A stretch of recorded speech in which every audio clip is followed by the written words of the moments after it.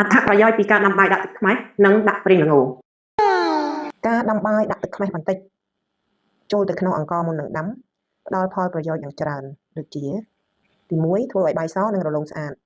ទី2ការពារបាយកុំឲ្យឆាប់ផ្អូមទី3ធ្វើឲ្យគ្រាប់បាយទន់ល្មើយជាងមុនទី4ជួយកាត់បន្ថយជាតិស្ករវាល្អសម្រាប់អ្នកដែលបារម្ភខ្លាចលើជាតិស្ករឬក៏អ្នកជាមួយទឹកនោមផ្អែមទី5ជួយឲ្យបាយមានរសជាតិឆ្ងាញ់ជាងមុនទី6ជួយឲ្យការលាងសម្អាតឆ្នាំងងាយជាងមុន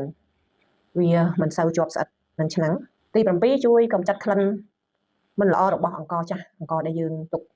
យូរមានខ្មូតមានមេស៊ីអីចឹងទៅហើយការរកឃើញមួយទៀត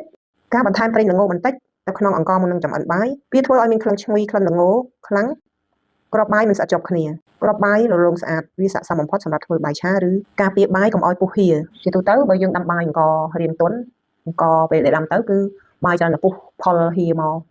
ប្រឡាក់កម្របឆ្នាំងប្រឡាក់ឆ្នាំងខាងក្រៅអីចឹងទៅនៅពេលដែលយើងបន្ថែមប្រេងល្ងចូលបន្តិចបាយគឺលេងផលដូចមុនហើយវាទៀតធ្វើឲ្យបាយយើងទន់មានសំណើម